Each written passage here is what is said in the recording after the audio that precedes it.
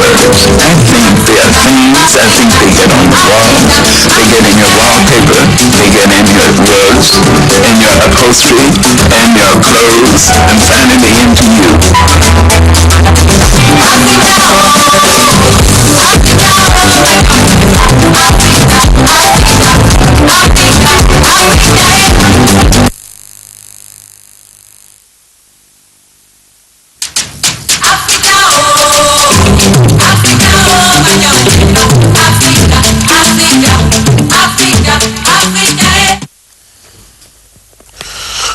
Okay, if you're just joining us, a very warm welcome to you. We are starting this morning's conversation now. Let me introduce my guest for today. Mrs. Nkem Ilo is joining us for these discussions. Nkem is of Public and Private Development Center Procurement Monitors. Yes. Which one is actually the name? Procurement Monitors is your alias. Yes, yeah. But you are Public and Private Development Center. PPDC, yes. Okay, good to see you. Nice to meet you. My pleasure. Semba Yanga is also joining us for this discussion. I hope I got the surname right, because all these Steve names get as a bit. Yeah, is that how to pronounce it? Yes, that's fine. Okay, yeah. Because you could have as well been Yahi. It's actually Nyagi, so since you asked. Good to see you.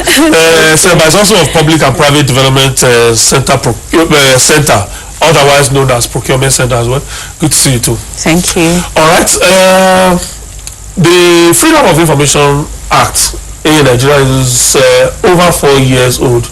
As at the time, in 2011, when it was signed, it was a sign of relief, because as at that time, probably that law has the longest, it's a bill then, had the longest history in Nigeria, in the National Assembly. One of the very first set of laws to get to the National Assembly in 1999, but it didn't become law until 2011. And the euphoria that, oh, hooray, at last we have it, has that euphoria died down? Has that euphoria been, has it been worth all the effort 4 years after this law came into being? Thank you very much for having us on your show. I would say that the euphoria has not died down, because the law opened up both public institutions and private institutions having a public function. So for us, the euphoria is still there. People are using the law. A lot of people probably do not know about the power of the law, how much access, how much right to information they could get using the Freedom of Information Act. But first of all, where we work on public expenditure. We track procurement processes, public procurement processes in federal MDAs, that's Ministry Departments and Agency. So for us, that law, in addition to the Public Procurement Act, give us right of access to procurement records that previously one will not get. The law also gave us the right to request that information in a timely manner. So the law says you have to give us that information in 7 days. Yeah. And when you write, you can tell the MDA, give me this particular information in 7 days. And the law also gives us access to the courts, litigation. If access is denied. Yes, if access is denied, if it's wrongfully denied, or where you feel that it's wrongfully denied, you can go to court. So I don't think euphoria has died. I just feel people are not taking advantage of the law the way it should be taken advantage of. Yes.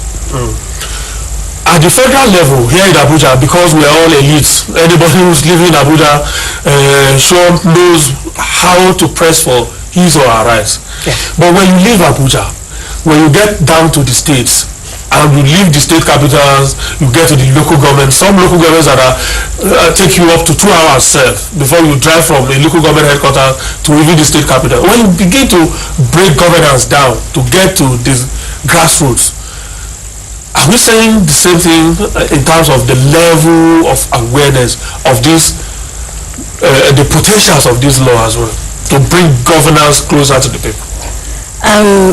No, I don't think it goes that far. I don't think that we can say the same level of awareness that we would find at the federal level is also at the states and local government level.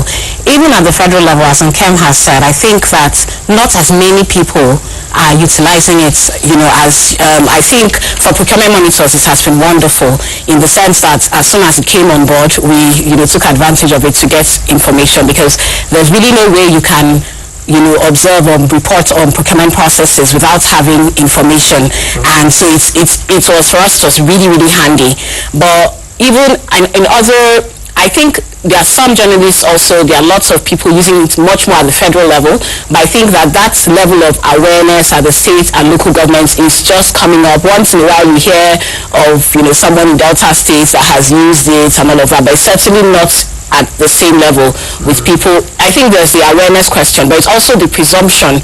You hear people, I think there's also presumption that people have that they wouldn't get information if they used it anyway. So there are times that you go for fora and you hear people say something like,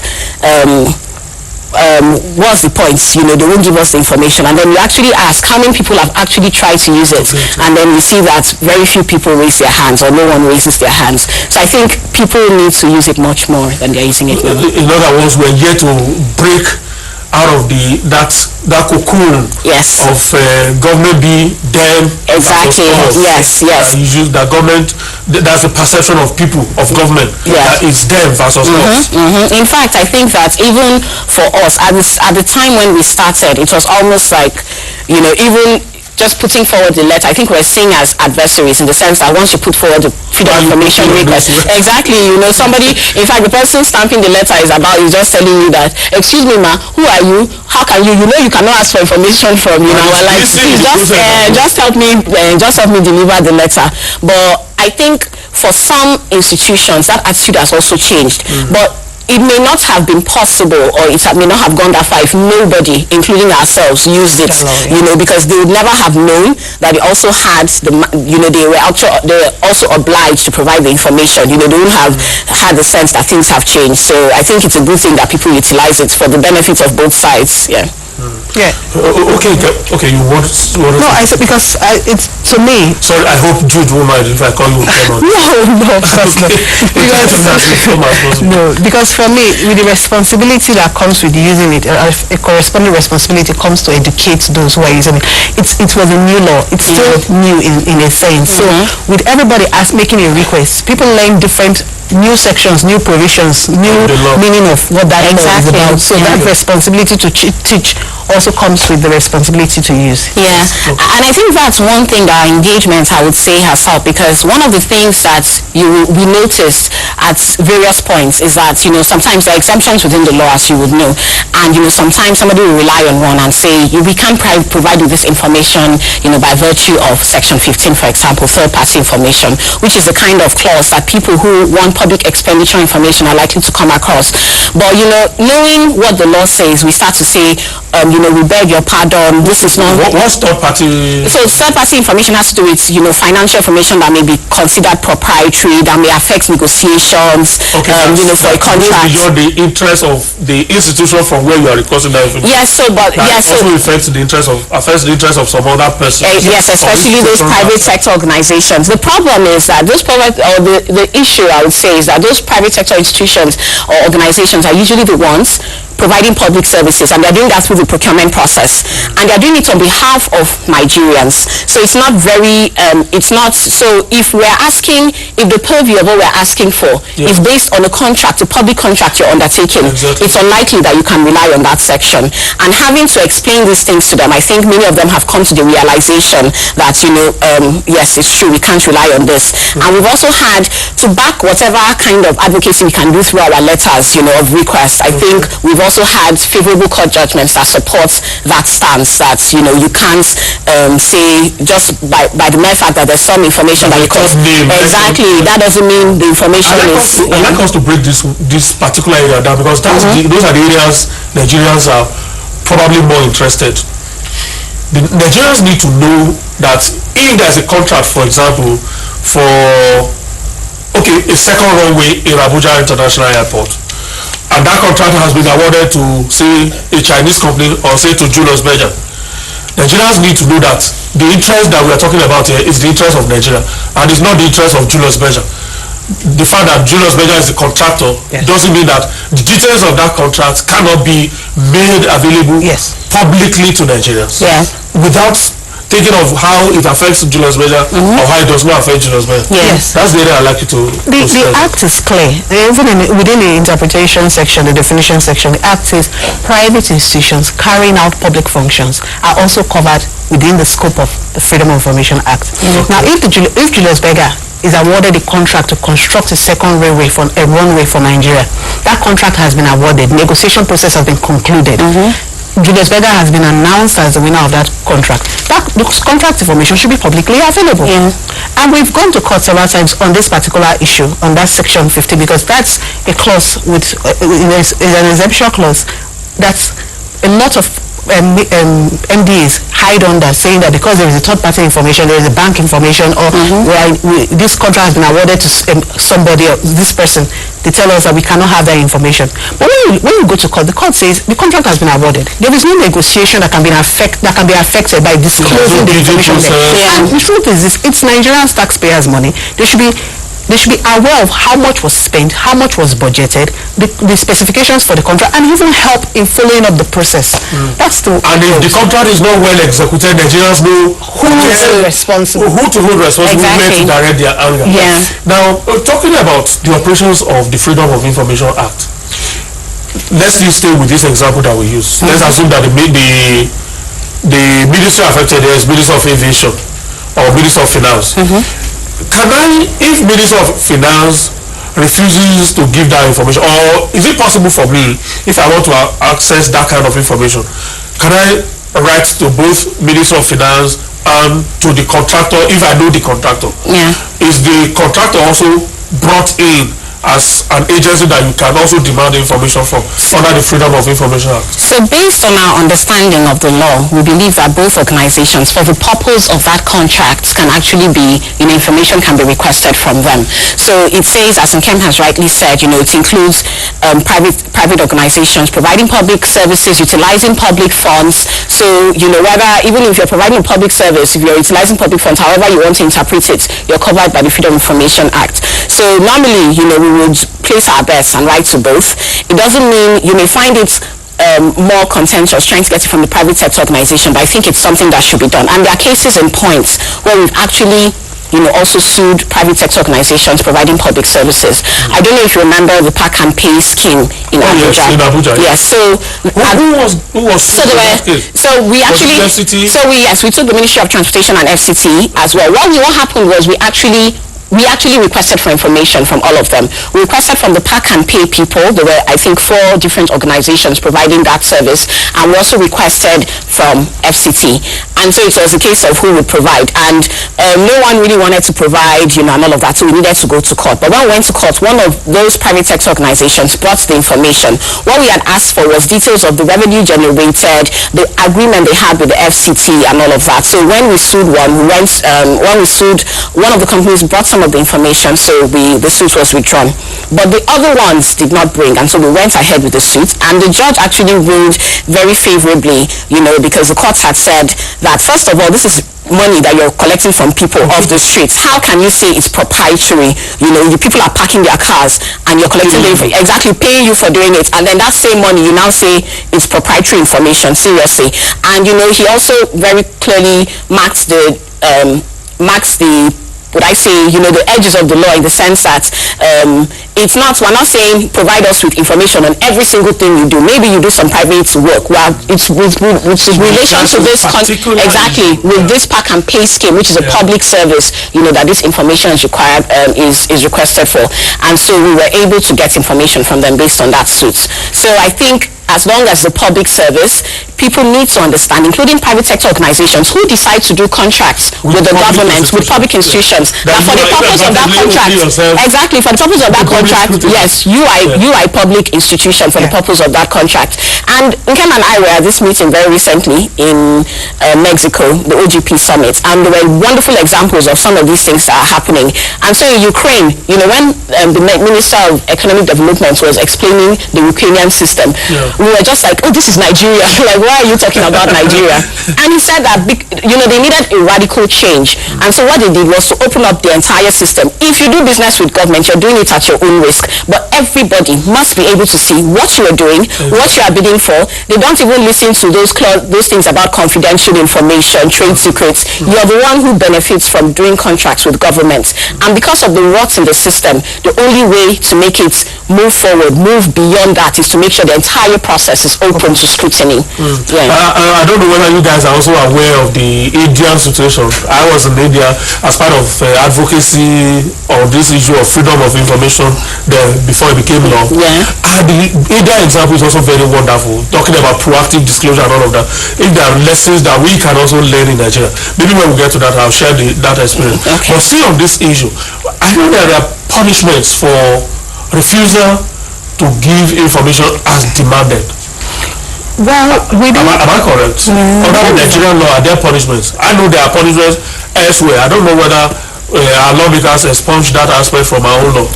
Well, within the Freedom of Information Act, the most we have is, correct me if I'm wrong, is a fine. Fine. Is a fine. Yes, there's a fine. On an individual or an institution?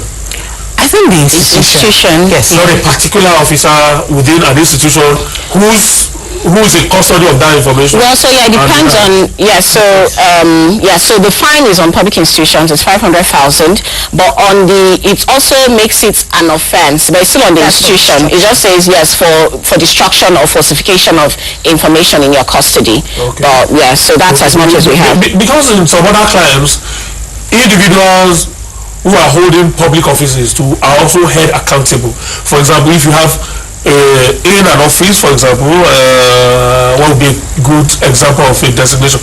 Say, director, records, documentation.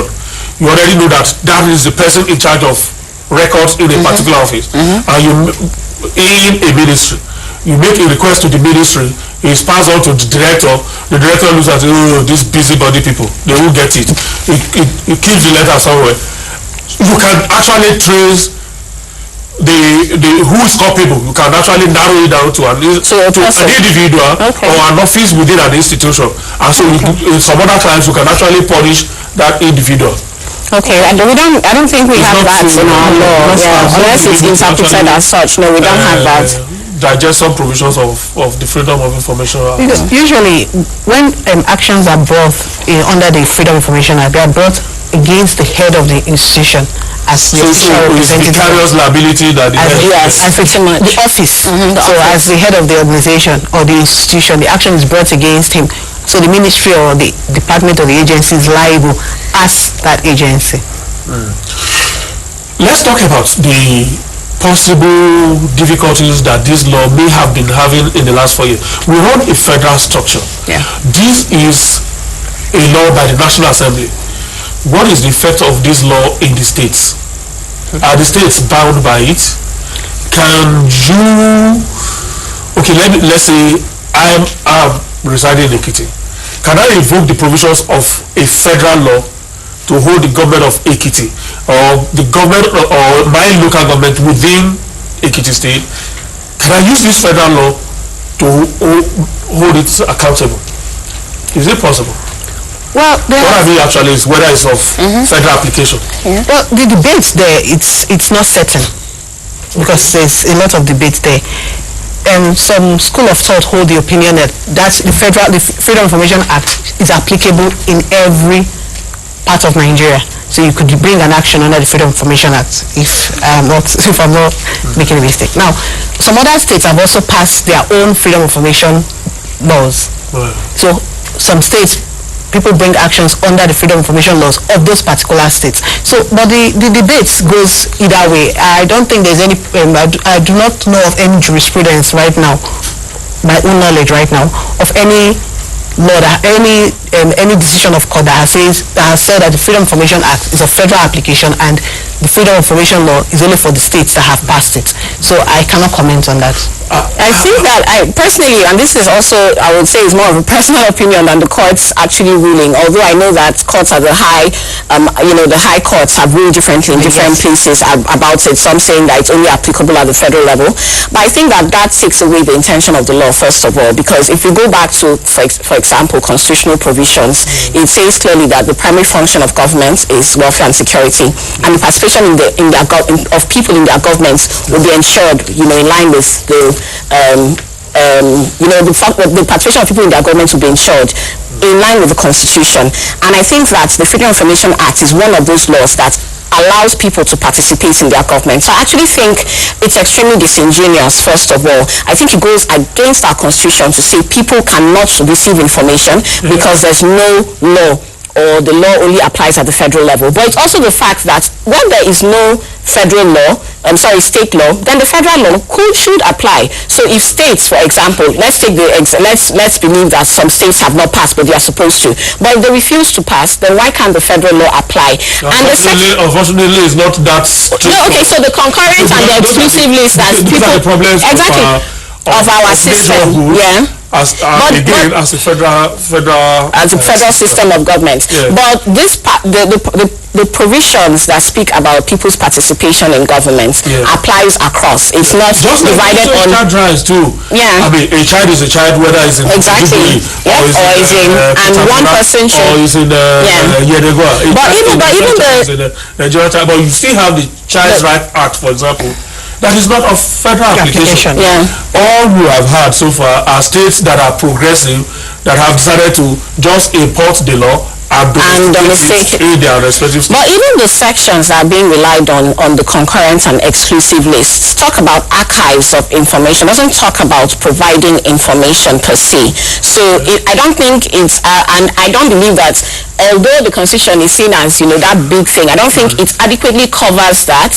And I think that what it addresses is, what will be the function of the state is things around, archiving information and archiving records, much more than providing people with information. So the Constitution has not addressed it there on the concurrent and exclusive list, but it has addressed it in the fact that it has said that the participation of people in their government will be ensured. Why can't we take that as a principle, and whilst people are trying to pass their state laws or whatever, that kind of thing. Are you a lawyer? Yes, I'm a lawyer. Okay, that sounds persuasive. Well, yeah. That's a very persuasive. But I think, and I think it would be nice to see, the courts take it up much, the higher courts, and, come to a conclusion. But, I just think that people, no matter what you're relying on, I think it's I think courts should cringe at saying something like, we can't give people access to. How do people guide their lives by rules and norms or decisions that are being taken if they don't have access to information? Exactly. Democracy in every part of Nigeria, government of the people, by the people, and exactly for the people as well. Okay, we talk about this ranking that you have just done, and of course the possible problems we have with the understanding of this law and what we can do. We talk about the proactive disclosure law, what the law actually means by that, and what the factors that are also militating against all of that. But let me read some tweets. I can see that we have about 30 pending already. I'm seeing myself. Okay. Come on. I'm trying to get the messages on. Alright. It should come up now. Okay, there we are. Eduardo told Jeff, truth be told, the FOI bill is not a bill now, it's an act. The FOI Act is largely about 25% operational in federal, 50% in states, and less than 2% in local government. That's Eduardo told Jeff. Olumide Olorun Shola, the frustration is just unimaginable on Arepo.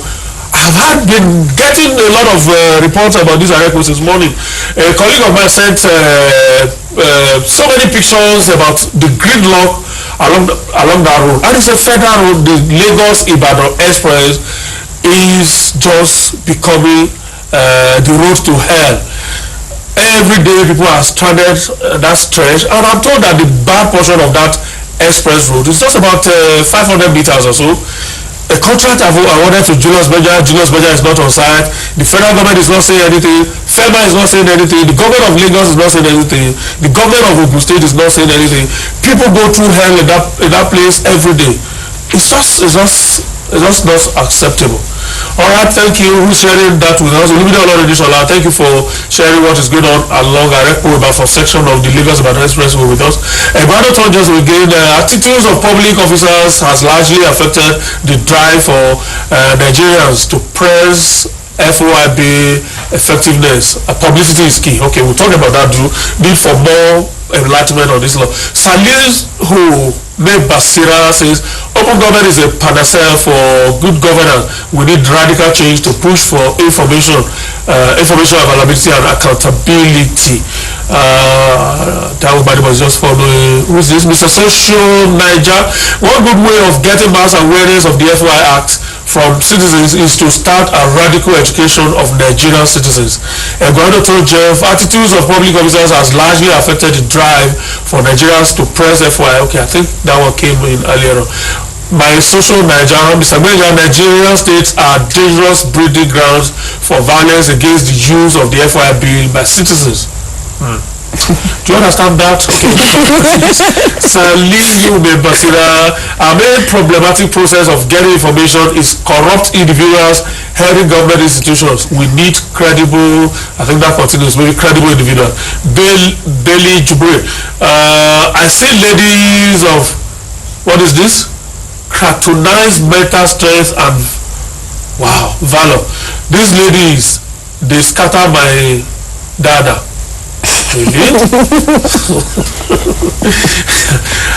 Breaking times. They have shown much more depth. Okay, we're still talking about it. They have shown much more depth in the analysis and content presentation than some who appeared recently. Okay, I hear you. They told them. Ernest Ogbebo says, can I as individual request for information from an MDA using the FOI? Yes, that's a yes. Is yes. Yes. You will tell him how. Okay. Soon. Okay. Let me just read one or two more tweets. Breaking times again. Benga, those two ladies are the kind of brains any government must have in its think tank and take serious if we must succeed. Okay. Oh, I hear you. There should be a nationwide campaign educating Nigerians on the uses and advantages of applying the FOIB for nation building. And Sani Ube Basira, information related to running of government is a right to citizens, not privilege. We need to open up the system. All right, I think we've read enough, yes, including those who are toasting the talk. How can a citizen use the FOI Act? First of all, the first thing I want any citizen to do in Nigeria as a Nigerian citizen is to take a copy of the Freedom of Information Act, read it from cover. It's available everywhere. Read it from cover to cover. Read it from cover to cover and understand it. Section 1 of the Freedom of Information Act gives you that right. It's not negotiable. The right as a citizen of Nigeria to request for information from any person, so including non-Nigerians, you know, you have the right to request for that information. How do you do that? You do a simple letter of request. Put your name, just the way you write a letter, address to the head of that agency. Tell them this is what you are requesting for in clear, legible terms. There's no need to be verbose. Just write it and deliver that letter. Have an acknowledgement of that letter. For those who are not literate, you can go to the ministry and you can make an oral request, which is taken down by every ministry is supposed to have an FOI unit. Okay. With FOI officers. So when you get the ministry, you request from the FOI unit. Yes, you make a request. The FOI officers take your request and you thumbprint. So it doesn't limit who can make a request. And there were some tweets here that I found absolutely interesting about educating Nigerians. I do agree, because at some point a lot of people using the Freedom of Information Act do it at a level above which people do not understand. Let me explain. The average Nigerian, and I hate to use that word average, but let me just use it in this sense. The average Nigerian, somebody who lives in a local government, who wants to know why this federal road, we're complaining about the Lagos Ibadan Expressway, it's not working. To a request, it's as simple, it's your right? Don't not complain about it on social media or to your friends. Make a request to the Federal Ministry of Works, to FEMA, and to every agency you think is responsible for that road, and ask where are the monies that were awarded for this road. What is the time schedule? Who are the contractors involved? Why have we not seen a change on this road? It's as simple as that. The FOI Act has given us that right. Yes, I do agree, and I think that's where the Ministry of Information and the National Registration Agency should also come into play. We should go beyond government propaganda trying to make the government look good, but also try to inform the citizens of the different laws we have in Nigeria, the different rights that accrue to them as citizens, and what they can use those laws to do. Yeah, just to back up what Nkem has said, you know, on the facts, you know, on education and all of that. I think that's a great way to do that, or something that's going to enable NOA. I know they've done some work, you know, the National Orientation Agency, and I know the Ministry of Justice, I know the Bureau of Public Service Reforms. Yeah, they're all the trying Ministry to of Justice actually produced the guidelines. Yes, the guidelines for enforcement. Yes, they produce that for ministries, departments, and agencies. But they've also, you know, in recent times, we've seen that they've gone to speak to youth corps members on the FOI law. I think there needs to be much more of this. But also, they need, you know, whatever kind of provision is going to enable them do this. So we were at a meeting recently, and, you know, some people from Ministry of Justice had spoken about having to use their own resources to go from one place to the other to do this kind of sensitization. I think we need, if we're going to take it seriously, then we need allocations to enable this work. You know, we need allocations to make sure that the that the message goes out as far as possible. And if anybody can come on social media and complain about something like that, if you think maybe you're in Lagos, Ibadan, and you're far away from Ministry of Works, use that same social media and try to get across to someone in Abuja that can help you deliver the message. We'll be very happy to do that, you know, but not to only complain on social media. All of us have to be active citizens, if I may use that word. And it's easy for anybody who can get on social media can actually get a copy of the Freedom of Information. Exactly, it's there, it's online as well. What's your website? I think procurementmonitor.org. You can get it there. Procurement Monitors NG. Is it NG? Procurementmonitor.org. So procurementmonitor.org. You can get it. Media Rights Agenda also has Right to know information. Yes, Right to Know has that. How, in fact, broken down, understanding the FOI Act is on Right to Know website. Yes. I think Plaque too. Yes, Plaque has it as well. Exactly. Where if you go to their website, you will get this law. Yes. If you don't do all of that, all you have to do is, if you just go to Google and just type Freedom of Information, and hopefully you get the right copy. You get the authentic copy there, and it will tell you what you can do to use that law to access information and all of that. Let's come to the issue of proactive disclosure and the rankings that you just carried out. Okay, let's start with the one of public institutions. 116 public institutions were what to rank. Yes. My first conclusion when I went through this is that there's a very poor level of awareness of the, maybe I won't say it's awareness.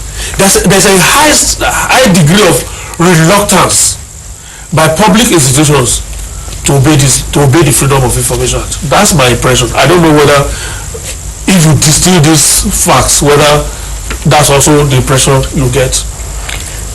Well, because out of 100 you rank 116. You rank 116. Only in fact, there is none that is interested in proactive disclosure. We come back to the issue of proactive disclosure, what it means. Not one single institution of government is ready to give information on its own without being asked. So just for me, that is the first test for any public institution, and that is where the Indian experience that I said I wanted to share is. That's where it comes to play. In India, for example, when we were there, then you go to, say, a local government talking about proactive disclosure. They know that offices open from time to time. There are certain periods that you may want information and the office may be closed.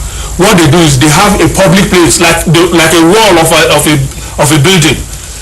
They go there with chalk. They publicly write those information. This road from social committee to social committee has been awarded to social company for this amount. Completion date. It's been there. You want to know, you go to any public office there, even when the office is not operational, you see it on the wall there. And they change the information from time to time. They may leave that information there for a period of time, wipe it off, put another information. That is how proactive disclosure has gone in India.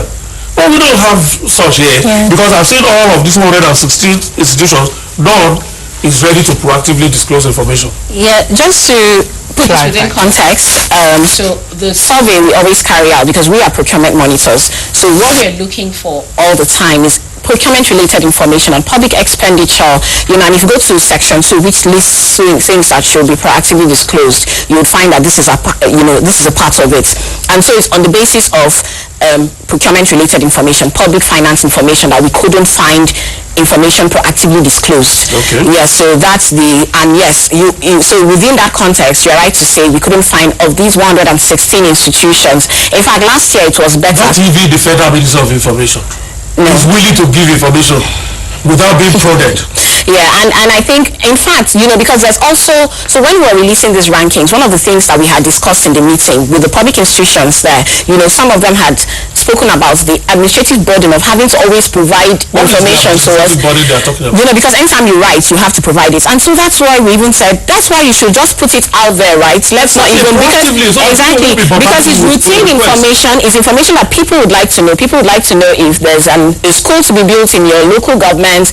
People would like to know services that the government is going to provide for them. So why don't you put that information out so that we don't even have to come there? I think the Indian example is wonderful because it also shows that you're putting information in places people can access as well. So beyond websites, you're putting it, maybe in front of, if you're doing a primary healthcare center, let you have all the details of who is providing you the facilities that should be in that primary healthcare center. Because I think it's a bit disturbing that most of the time we also can't carry out our own functions well because we don't understand the amount of work that should be done in the primary facility.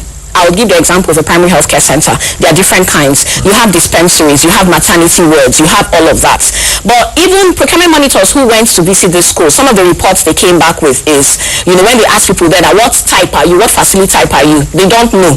So that means you wouldn't also know exactly what, the exact kinds of services you should be providing. So you may just say, we don't even have, a maternity ward here, we don't have this. But if that's not your primary function and that's not the service you're supposed to be providing, then you're not supposed to have it anyway. But there needs to be, and then it also mislead the public because they may go here thinking that they're going to access that service, but that place is not also to be providing that service. Yeah. So these kinds of information helps us. I think it also helps the government agencies too, because when they're providing information, they're on the same page, they're providing it coherently, whether it's coming from the Ministry of Health or it's coming from the National Primary Healthcare Development Agency. Because one other thing that we've also noticed, for example, if you take Almajiri schools as an example, the Almajiri schools, sometimes the information we will get from the Universal Basic Education Commission is at variance with what, maybe things that the Federal Ministry of Education has proactively disclosed on what is happening. The number of schools, exactly, and the variance, yes, there's variance in that information, but it's because it's not been put in a way that is as coherent, that is standardized. And I think that this is what this is for, is that drive towards making sure that we can understand information, we can readily receive it, everybody is on the same page and all of that, yeah. So. If most government institutions don't have functional websites, I wonder how they are going to proactively disclose information, because in Nigeria, by the Nigerian standard, except we are ready to go the Indian way, break it down, demystify governance, because that's what the Indians have done. Yeah. Demystify governance completely. There's nothing to hide. We have awarded this contract to this company to build you this school. This is how much it is. This is how long it will take to build it. If you don't have this school here, this is the person to hold responsibility. All of that. Yeah. The only way to do it in Nigeria is through websites. We don't even have many of these government institutions running functional website. If the National Assembly, as big as it doesn't have a functional website, what do you expect? Well, for the majority of the organization and the NDAs we carried out surveys on, they do have a website, the NG website. So why are they not putting information there proactively? That's the problem, because if you check the budget of all the NDAs, you see a procurement listing of procurement, IT supplies, consultancy, laptops. Put them every year they buy laptops. Put them to use, and that's if they bought them. Well, and you will find that as the contract process starts and you keep imputing that information, you find the work less burdensome. Yeah. Because as it's generated, you are imputing that information. Yeah. And one other thing, I think, apart from the fact what they said that it helps government reduce the burden of responding to information. It also helps them do linkages, connecting the dots. Yes. The budget has been passed, the appropriation budget, but we all know that the budget is not necessarily translates to procurement process. Yeah. Now you trace that through the budget office, how much was released from the accountant general, down to the procurement process, down to the service delivery, and you see linkages. Yeah. You're able to find out how much was released, how much was spent, what is left, and prepare for the next budget next year. And so I think that would also help the kinds of projects implementation reports we see. It's not just saying as soon as the money has got, it's you're linking the data to the service, and I think that's really, really important for us if we are going to be looking at the entire circle of, our public services, ultimate to public services. All right. Thank you so much, ladies. I really can't have enough of the two of you. I just feel like going on and on and on because there's so much to still talk about deepening understanding of democracy and deepening understanding of this law and how to use it to deepen governance, to bring governance closer to us and make the people in public office accountable to us. Maybe we'll find time to also talk more about this some other time very soon. Okay. Thank you so much. Thank you for having us. Nkem Ilo is of Public and Private Development Center, otherwise known as the Procurement Monitors. She has joined us for this morning's discussions. Not alone. She's been accompanied with Seba Seba is also of the same organization, Public and Private Development Center. Thank you so much. Thanks very much for having us. Alright, that's Focus Nigeria this morning. To enjoy the rest of the day, stay out of trouble because that is the only way for the two of us to see tomorrow. My name is Benga Oliver. I'll see you.